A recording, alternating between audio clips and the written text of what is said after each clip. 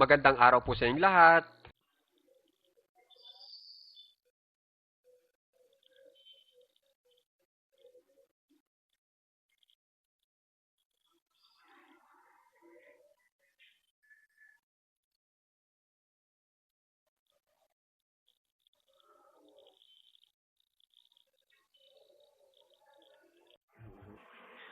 Okay po, mag-umpisa na po tayo. Bali gusto ko lang pong ipaalam muna sa inyo na ang bawat sitwasyon ay may nakakaakibat na tamang pagtatanong. At ang ibig sabihin lang po niyan, kung marami tayong sitwasyon o meron tayong iba't ibang uri ng sitwasyon, meron din po tayong iba't ibang uri ng tanong na nakalaan sa partikular na sitwasyon. Kaya, kaya ang ibig lang po sabihin niyan, ang English natin ay may iba't ibang uri ng mga tanong. At kapag nalaman nyo lahat ng uri ng mga tanong sa English, hindi na po kayo mamumblema kung ano mang sitwasyon ang meron kayo ngayon. Okay po? Kaya naman po, nandito na tayo ngayon sa part 1 o unang uri ng pagtatanong sa English kung saan ay gamit na gamit. At sana naman po, makikitapos po lahat ng parts na patungkol sa pagtatanong gamit ang English para kahit anumang sitwasyon ang dumating sa inyo, alam nyo kung paano gumawa ng tanong para sa sitwasyon na iyon. Okay po? Okay, umpisa na po natin dito sa tinatawag na subject. Ito pong subject, ito ang pinag-uusapan o tagagawa ng aksyon sa ating mensahe. Okay? So, bigyan ko po muna kayo ng konting halimbawa para mas maliwanagan kayo. Dito po muna tayo sa subject bilang pinag-uusapan sa ating mensahe. Dito tayo sa letter B. Si Starla ay may mga saging sa kanyang basket. Sinong may mga saging sa kanyang basket? Di ba po ba si Starla? Kaya ibig sabihin lang niyan ay si Starla ang ating pinag-uusapan sa ating mensahe. At pwede po nating tawagin si Starla bilang subject kapag tayo ay nag-aaral ng English grammar. Okay? Tapos po, ito naman, subject bilang tagagawa ng action sa ating mensahe. Dito naman tayo sa letter A. Si Starla ang bumili ng mga prutas sa palengke. Starla bought the fruits at the market. Kung mapapansin nyo, si Starla ang bumili ng mga prutas. Ibig sabihin, si Starla ang tagagawa ng aksyon sa ating mensahe. Yan ay senyales na si Starla ay tinatawag na subject sa ating English grammar. So ngayon, alam nyo na ang subject sa ating mensahe. Okay? Siya ang pinag-uusapan o kaya ang tagagawa ng aksyon sa ating mensahe. Okay? Okay. So ngayon, dito na tayo sa talagang leksyon natin. Meron po tayong tinatawag na subject question. Ang ibig sabihin niyan, gagamitin para malaman ang pinag-uusapan o tagagawa ng aksyon sa ating tanong na mensahe. So pag gagawa tayo ng mensahe at gusto natin malaman kung sino yung pinag-uusapan o yung tagagawa ng aksyon sa ating mensahe, ang gagamitin nating uri ng pagtatanong ay tinatawag na subject question. Okay po? So, dito na po tayo sa ating halimbawa para mas maliwanagan pa kayo. Katulad nito, gumawa ako ng tinatawag na subject question para malaman kung sino yung tagagawa ng aksyon. Katulad nito, sinong bumili ng mga prutas sa palengke? Dahil sa tanong na yan, malalaman natin kung sino yung subject o yung tagagawa ng aksyon. Sa English, who bought the fruits at the market? Siyempre, ang sasagot natin ay yung tagagawa ng aksyon, yung subject natin. At yun ay si Starla. Diba? Yung katulad kanina. Yung ginawa kong sentence na ito. Tingnan nyo to. Si Starla ang bumili ng mga prutas sa palengke. So, si Starla ang subject natin o yung taong tagagawa ng aksyon. Tapos, dito naman po, subukan natin gumamit ng subject question uli. Alamin naman natin kung sino yung pinag-uusapan sa ating mensahe. Sinong may mga saging sa basket? Who has bananas in the basket? Si Starla, di ba? So, dahil po sa alam ko ang tinatawag na subject question, nalalaman ko kung anong pamamaraan o paano ako bubuo ng tanong para malaman kung sino yung tagagawa ng aksyon o yung pinag-uusapan. So, yan po ang silbi ng subject question sa English. Kaya kung alam nyo ang paggawa ng subject question sa English, mapapadali sa inyong makapagtanong para malaman kung sino yung pinag-uusapan o yung tagagawa sa ating mensahe.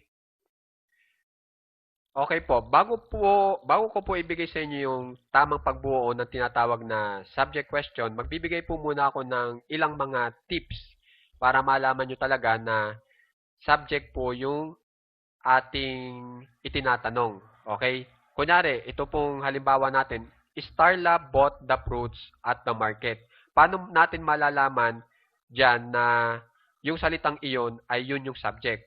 So, ito po yung tip number 1. Ang subject ay laging nasa kaliwang bahagi ng ating mensahe. So, ito, si Starla, kung mapapansin nyo sa ating mensahe, nasa kaliwa. Okay? Tapos, ang subject ay nakaposisyon bago sumapit ang aksyon na salita. So, kung mapapansin nyo, ang aksyon na salita natin dito sa ating mensahe ay itong bought. Sa Tagalog ay bumili. Diba? Kung mapapansin nyo, itong si Starla muna bago yung aksyon na salita. So ang ibig lang sabihin niyan ay si Starla ang ating subject sa ating mensahe. Okay? Kunyari, ito, gagawin yung tanong. Tapos, ang gagamitin nyo ay subject question. Siyempre, hanapin nyo muna dito yung kung alin yung subject. At yun nga ay si Starla. Kasi alam na natin yung senyales. Di ba po ba?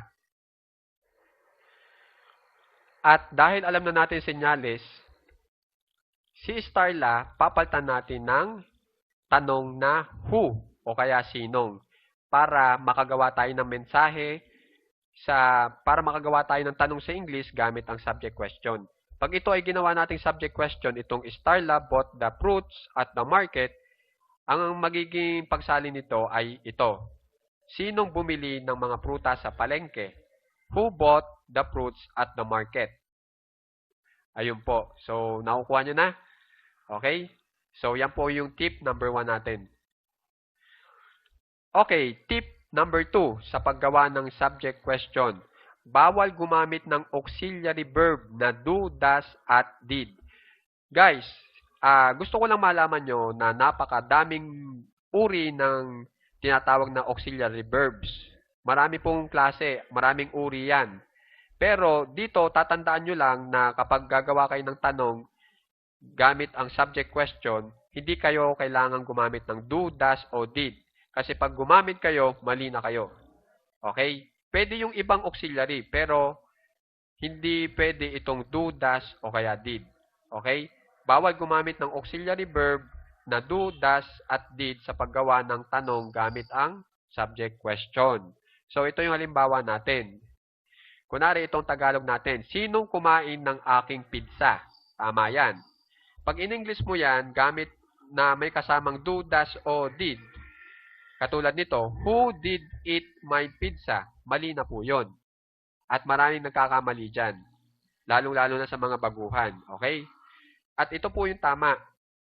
Sinong kumain ng aking pizza? So, kung mapapansin nyo, yung Tagalog natin, parehas dito sa unahan at saka sa pangalawa. Di ba po ba? Ngayon, isalin natin sa tamang pamamaraan. Who ate my pizza? Yan po ang tama. Hindi tayo gumamit ng auxiliary verb na did. Okay? Who ate my pizza? Yan ang tama. Sinong kumain ng aking pizza? Okay, at ito naman ang pinaka-importante. Dapat malaman nyo yung iba't ibang uri ng mga tanong na maaari nating gamitin kapag gusto nating malaman ang ating subject. Okay? So ito, question words. Maaaring gamitin para malaman ang subject sa ating mensahe. Okay? So, number 1 muna tayo. Pwede po tayong magtanong gamit ang which, sa Tagalog, aling. pwede po natin yan ipang-tukoy o ipang-turo sa subject natin na maaaring isang bagay o kaya lugar, panahon, pangyayari, ideya o tao. Okay po? Ito po ang ating halimbawa. Aling phone, which phone ang maganda is good para sa gaming, for gaming. Kung mapapansin nyo, kapag tayo ay magtatanong kung saan ang ating tinatanong ay isang bagay, kailangan ang gagamitin natin ay ang salitang which. Okay? At talaga namang maintindihan nyo ang ibig sabihin ng which kasi nakatagalog na. Ibig sabihin, aling. Okay? Tapos dito tayo sa number 2. Maaari din po tayong magtanong gamit ang what para malaman ang ating subject. Ang what naman po sa Tagalog ay anong. Maaari natin itong ipantukoy sa bagay, lugar, panahon, pangyayari, ideya o tao. Okay? Ito po yung ating halimbawa. Anong sausawan? What sauce? Ang masarap is good para sa fishball. For fishball. So, dito naman, bagay ang ating pinag-uusapan gamit ang what o sa Tagalog ay anong.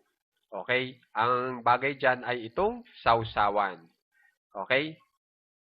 So, may kitandaan na which at saka what pwedeng gamitin sa paggawa ng subject question.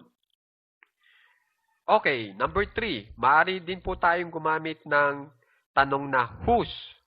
Sa Tagalog ay kaninong na maaari nating ipantukoy sa tao, bagay, hayop, lugar, pangyayari, panahon o ideya na pagmamay-ari ng ating tinutukoy. Okay? So, ito po yung ating halimbawa. Okay. Kaninong sagot ang tama? Whose answer is correct? Kung mapapansin nyo, pag sinagot natin yan, sagot ni Starla o kaya Starla's answer. Kung mapapansin nyo, sa paggamit natin ng kaninong, nalalaman natin kung sino ang may-ari noong subject natin na tinatanong. Okay? So, yan ang silbi ng whose sa English. Okay? Para malaman kung kaninong tao o kaninong bagay o kaninong lugar o pangyayari o panahon o ideya yung ating subject na tinutukoy ng whose ang nagmamay-ari. Okay po? Okay, dito naman po tayo sa number 4 para makagawa ng iba pang subject question. Maaari tayo magtanong gamit ang how many. Sa Tagalog ay ilang mga. Kung mapapansin nyo, nakalagay dito countable. Maaari lang natin gamitin ang how many o ilang mga doon sa subject kung saan ay maaari o may kakayahan tayong mabilang. Okay? Katulad ng tao, kaya natin bilangin. Libro, puno, bola. Kaya natin bilangin sila. Ito po yung halimbawa. Ilang mga aso ang bibigyan nung vaccine bukas? How many dogs will take the vaccine tomorrow? Kung mapapansin nyo, yung aso kayang mabilang. Kaya maaari po tayong gumamit ng how many. Sa Tagalog ay ilang mga. Tapos, dito naman tayo sa number 5. Maaari din tayong gumamit ng tinatawag na, maaari tayong gumamit ng question word na how much. Sa Tagalog, gaano karaming. Ito naman, how much, maaari lang natin gamitin kung yung subject natin ay hindi kayang bilangin. Kung gusto nyong malaman yung bilang, pero hindi nyo kayang bilangin, how much ang gagamitin nyo. Kasi yung how many, kayang bilangin. Yung how much, hindi kayang bilangin. Katulad ng tubig, hindi nyo naman kayang bilangin yun. Asukal, gasolina, tinapay, keso, tissue. Hindi po yan mga kayang bilangin. Uncountable. Okay? So, ito po yung halimbawa natin. Gaano karaming kanin ang makakabusog sa iyo? How much rice will make you full? Okay? So, yan po. So, may kitanda na lang po lahat yan at napaka-importante kasi makakatulong yan sa inyo para makapagtanong ng subject question sa iba't ibang sitwasyon. Tapos, tapos po, meron po akong ibibigay sa inyong konting kaalaman lang, okay? Kung gusto nyo po itong mabilang, itong tubig, asukal, gasolina, tinapay, keso, tissue, kung gusto niyo yan na mabilang, kailangan natin ng tulong ng tinatawag na quantifiers. Katulad nito, kunwari, tinapay. Gagamit ako ng salitang piraso. Yung piraso, yun yung quantifiers. Yun yung tutulong para mabilang natin yung tinapay. Kunwari, 1 piece of bread. Isang pirasong tinapay. Okay? Kung mapapansin nyo dito sa ating halimbawa, gaano karaming kanin, mapapansin nyo, walang quantifiers. Wala akong nilagay na ilang ilang pinggan ng kanin. Wala akong nilagay na pinggan. Kasi ang pinggan nabibilang. Pag yung pinggan nilagyan mo ng kanin, yung kanin mabibilang mo na yon sa pamamagitan ng pagbibilang sa pinggan. Di ba po ba? Pag yung kanin nilagay mo sa pinggan, tapos bibilangin mo, ang gagamitin mo ay how many kasi nabibilang na yung kanin sa pamamagitan ng pinggan.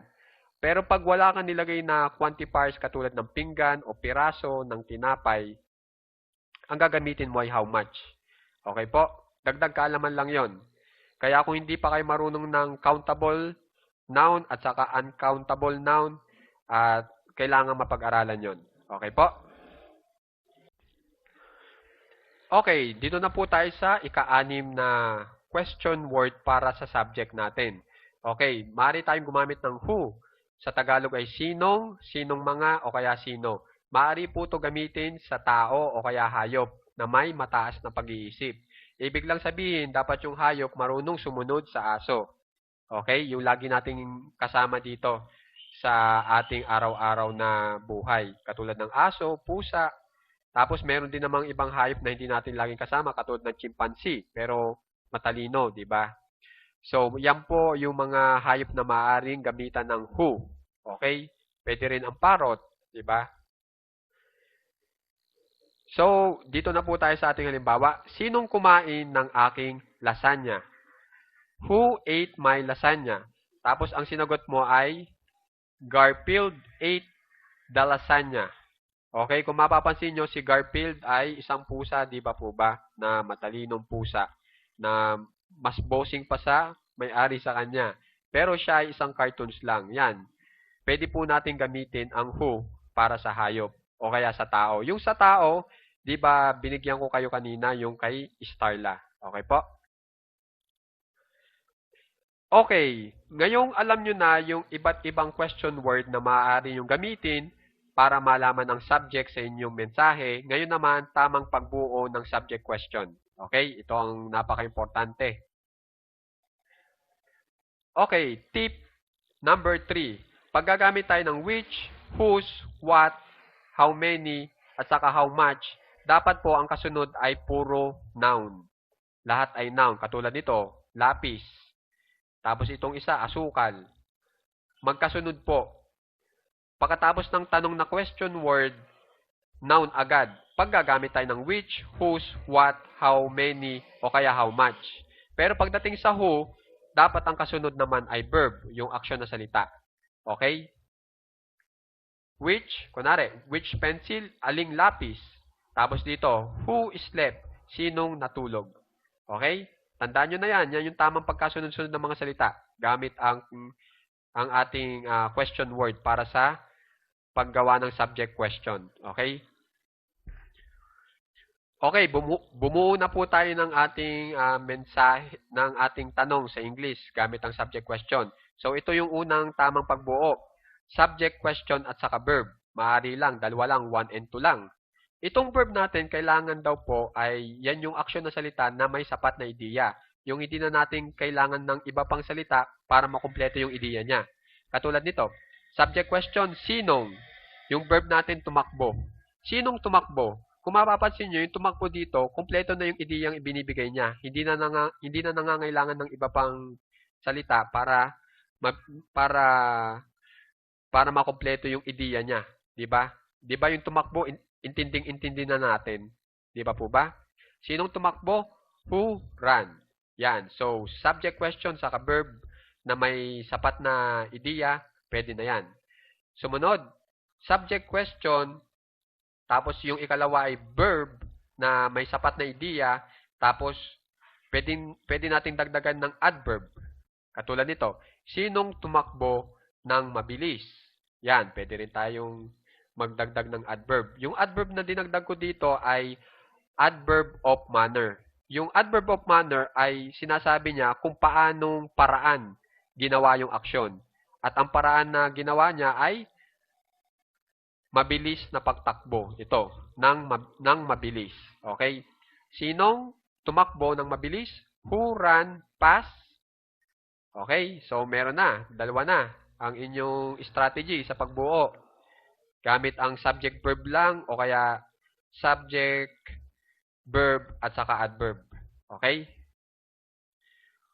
Okay, ikatlo. Pwede tayong gumamit ng subject question, verb, o aksyon ng salita na kailangan ng taga-kumpleto ng ideya. O yun. Ngayon naman, yung aksyon ng salita natin, kailangan ng salita na kukumpleto sa ideya niya. At yung taga-kumpleto ng ideya ng ating aksyon ng salita ay tinatawag na object. Okay? So, yung object dito, yan yung taga-kumpleto ng ideya ng verb natin na dito sa number 2. Tingnan nyo yung halimbawa. Subject question, sinong, yung verb natin na nangangailangan ng object, bumili. Kung mapapansin nyo, sinong bumili? Pag ganyan lang ang inyong tanong, mahihirapan. Mahihirapan yung inyong kausap kung bibigla kayo ng tanong na ganyan. Sinong bumili na wala naman kayong pinag-uusapan? Okay? So, yung bumili na salita dito, nangangailangan ng iba pang salita para makumpleto yung ideya niya. At yun nga ay yung object. Tingnan nyo. Sinong bumili nung mga bulaklak? Dahil sa mga salitang nung mga bulaklak, makukumpleto natin yung ideya nung action na salita na bumili. Okay? So, yan. Maaari din tayong gumawa ng ganyang tanong. Gamit ang subject question, verb na nangangailangan ng object, saka yung object na taga-kumpleto ng ating tanong. Sinong bumili ng mga bulaklak? Who bought the flowers? Okay? Tapos ngayon, gawa naman tayo ng tanong gamit ang subject question, yung linking verbs. Yung linking verbs, siya yung taga-konekta ng dalawang salita na magkatumbas sa bawat isa. Tingnan nyo ito. Teka lang po. Tapos, dito po muna tayo sa subject predicate. Yung subject predicate, itong subject predicate na ito at saka itong subject question na tinatanong natin, iisa lang silang tao o iisa lang silang bagay. Magkatumbas sila. Okay? Yun ang tatandaan nyo. Kaya tayo gumamit ng linking verbs kasi siya yung taga-konekta ng dalawang bagay na magkaparehas o magkatumbas sa bawat isa. Okay? Okay. Subject question, sino? Linking verb, wala sa Tagalog. Yan ang dapat yung tandaan, guys. Sa English, meron itong is, pero sa Tagalog, wala. Okay? Kaya do sa mga baguhan dyan, ngayon sana malaman nyo yung mga tamang ideya na hindi sa lahat ng panahon ay kada salita ay pwede natin isalin sa Tagalog o kaya sa English. Okay? Meron talagang ibang salita na nawawala. Pero pag in English mo, may nadadagdag katulad nitong is. Okay? Sino ang iyong doktor? Itong ang iyong doktor, yan yung tinatawag na subject predicate. Okay? Yan yung tinatanong natin na tao. Pero gusto natin makilala lang yung pangalan. Kaya sinasabi ko sa inyo, pag gumamit tayo ng linking verb, yung tinatanong natin at yung ginamit nating pagkakakilanlan nung tinatanong natin, sila ay iisang tao lamang. Okay? So, sino ang iyong doktor? Who? Subject question. Linking verb is. Subject predicate, your doctor. Who is your doctor? Sino ang iyong doktor? Si Doc James. Okay? Ibig sabihin, yung tinatanong mo na sino at yung doktor ay iisa. At yun ay si Doc James. Okay? Bali, ginagamit mo linking verbs para lang makilala mo sa iba pang pamamaraan yung tao o yung bagay. Okay? Kasi yung ipinangtatanong mo, siya rin yun. Pero gusto mong makilala sa ibang paraan para makilala mo ng lubusan yung tao o yung bagay na yon. Okay po? Okay, ngayon naman pwedeng tayong gumamit ng subject question, auxiliary verb, at saka main verb. Okay? Yung auxiliary verb, yan yung tagatulong sa main verb para maibigay niya yung kanyang gustong ibigay na tamang ideya sa kanyang mensahe. Okay? Kasi ganito, sinong nagluluto? Pag in English mo yan, who is cooking? Pag hindi mo nilagyan yan ng auxiliary verb, itong cooking, ng is, hindi mo masasabi sa Tagalog yung salitang nagluluto. Yun lang yun. Sa English, pag gusto mong sabihin yung nagluluto, kailangan magdagdag ka ng auxiliary verb at saka ng main verb na cooking. Okay? Yun lang ang ibig sabihin noon. So, kung ganito ang iyong magiging tanong, ito ang gagamitin mo. Subject question, auxiliary verb, saka main verb. At makikitandaan, yung auxiliary verb natin ay nagagamitin ay hindi dapat do, does, at did. Yung katatalakay ko lang kanina. Dapat ibang auxiliary verb. Katulad ng is, are, was, were. Okay? Yan. O kaya yung pwede ring will, o would, might, should. Ganun po. Okay? So, subject question, sinong. Tapos yung auxiliary verb natin, wala sa Tagalog. Tapos ang main verb natin, yung pinaka-action na salita natin ay nagluluto. Sinong nagluluto? Who is cooking? Okay? Okay, dito naman po tayo sa sumunod. Bali dito sa sumunod, dinagdagan ko lang ng iba pang salita.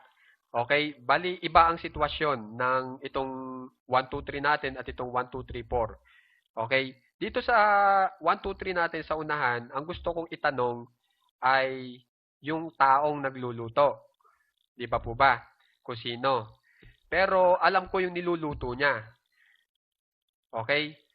Dito naman sa pangalawa, sinong nagluluto ng lasagna? Tinatanong ko kung sino yung nagluluto nung partikular na ulam o partikular na putahe. Kunyari, marami nagluluto, tapos gusto ko malaman na kung sino nagluluto ng lasagna, maaari natin gamitin itong pangalawang method o technique sa pagtatanong. Okay? Kunwari, marami nagluluto, may spaghetti, may menudo, tapos may lasagna. Ang gusto mong itanong kung sino yung nagluluto ng lasagna, pwede natin itong gamitin, itong 1, 2, 3, 4. Okay? Pag yung tao lang gusto mong malaman, wala kang pakialam doon sa niluluto, dito 1, 2, 3. Okay? Okay. So, subject question, sinong, tapos yung auxiliary verb, wala sa Tagalog. Ang main verb natin, nagluluto. Tapos ang object natin, ng lasagna. Kasasabi ko lang sa inyo kanina, na ang object, siya yung taga-kumpleto ng ideya ng nagluluto. Depende yun sa sitwasyon. Diba? Pansinin nyo, dito sa 1, 2, 3 natin, wala tayong nilagay na putahe. Samantala dito meron na. Depende yon sa sitwasyon. Okay? Sa pangangailangan ng sitwasyon ng ating mensahe o ng ating tanong. Okay? So, sinong nagluluto ng lasagna? Pag in English po yan, sinong who. Tapos yung auxiliary verb natin, kailangan natin dagdagan ng is. Tapos yung main verb natin ay cooking para masabi natin sa Tagalog ang nagluluto. Tapos, lasagna, ng lasagna. Okay? Okay. Iba pang style. Pwede tayong gumamit ulit itong 1, 2, 3. Sinong nagluluto? Pero ang gusto naman nating sabihin ay patungkol sa panahon. Pag patungkol sa panahon, gagamit tayo ng adverb. Katulad nito, right now. Sa Tagalog, ngayon. Sinong nagluluto ngayon? Yun.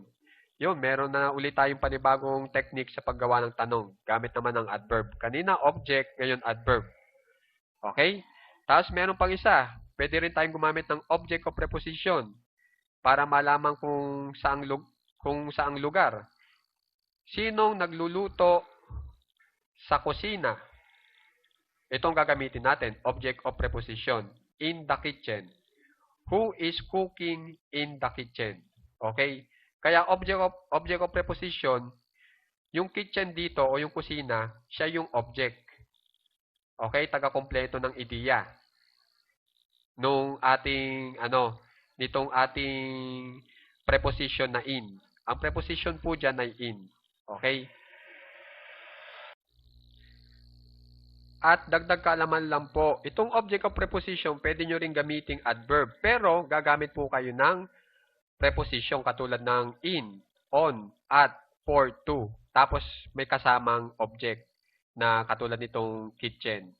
Okay? Kasi itong kitchen, object yan. Itong in, yan yung preposition.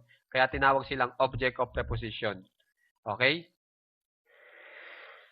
Ito pa po, another technique para makagawa kayo ng tanong gamit ang subject question. Subject question, linking verb, adjective. So, ang adjective, ibig sabihin niyan tagalarawan nung ating tinatanong. Okay? Ito, sinong masaya? Yun. Diba? Siya ay tagalarawan noong ating tinatanong. So, who is happy? Kung mapapansin nyo sa Tagalog, wala na naman linking verb. Yan ang mga dapat yung tandaan ha, para makagawa kayo ng tamang English. Okay? Who is happy? Ito, gamit na gamit to, di ba? Okay, panibagong technique uli, kailangan natin ng tatlong bagay para makagawa ng subject question. Kailangan ng subject question, auxiliary verb as main verb that needs an object. Ibig lang sabihin niyan, kanina, di ba, ang auxiliary, siya yung taga-tulong sa aksyon na salita natin. Di ba, yun yung is cooking. Yung is doon, yun yung auxiliary. Ngayon, itong auxiliary natin, siya na yung gagawin nating punong aksyon na salita o siya yung gagawin nating main verb, hindi na auxiliary. Okay, ginawa natin yung auxiliary bilang main verb na. Punong aksyon. Ibig sabihin, pag gagawa tayo ng ganitong klaseng tanong, yung auxiliary natin, nag-iisa na lang sa ating mensahe. Wala siyang kasamahang aksyon na salita, kundi siya mismo ang aksyon na salita. Okay? Hindi na siya katulong. Okay?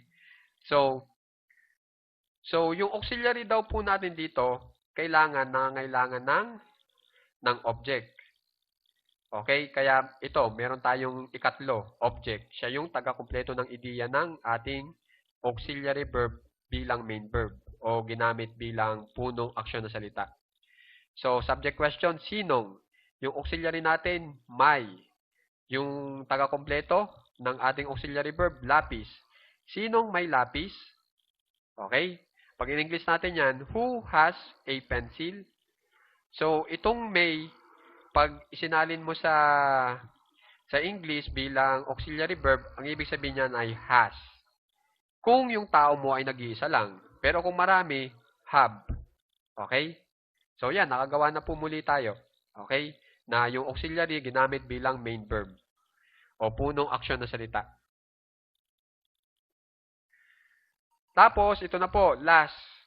Kasi itong ibinigay ko sa inyo, puro who ang ating ginamit. Magbigay lang po ako ng isa pang tanong, isa pang question word na iba naman. Katulad nitong which. Kunwari, subject question, which, tapos plus noun. Yan yung itinuro ko yung dapat magkasunod. Which robot, tapos auxiliary verb that needs an object, yan nga yung has. Okay? Tapos yung object, taga-kompleto ng auxiliary verb. Wings. Which robot has wings? Aling robot ang may pakpak? So, guys, ayun na po. Nakompleto na natin yung tamang pagbuo ng subject question. Okay? Okay, guys, tapos na tayo sa ating leksyon. Sana marami kayong natutunan at sana pag-aralan nyo ng maigi. Sa susunod na lesson, panibagong uri na naman ng pagtatanong ang aking ituturo sa inyo at napaka-importante rin. At kita nyo naman dito sa ating leksyon, ang dami nyo dapat pag-aralan at pag nalaman nyo yan, alam nyo sa sarili nyo, talagang gagaling kayo sa pagtatanong sa English.